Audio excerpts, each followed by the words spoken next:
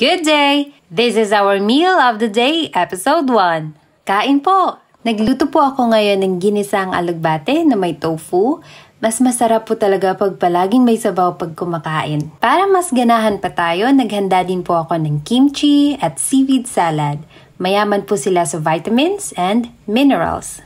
Kahit anong klaseng prutas ay pwede nyo rin isabay. Yung gusto ko lang sa papaya is nakakatulong po siya sa pagbawas ng timbang dahil rich in fiber po siya. Sa mga nagtatanong po, 1 to 2 cups of rice po yung nauubos ko every meal. Fried oyster mushroom naman yung main course natin. Punong-puno din po siya sa health benefits at tuturuan ko po kayo ng iba pang luto sa susunod na mga uploads. Perfect din to pag may toyo, calamansi at chili oil.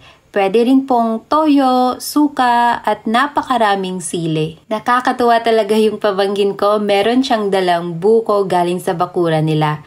Ang coconut water ay may napakaraming nutrients na kailangan ng ating katawan. Always present din po itong glutamate water. Madali lang po siyang gawin, ibabad mo lang yung tuyong bulaklak at meron ka ng healthy drink. I look forward po talaga everyday na magluto ng healthy, simple at masarap na pagkain.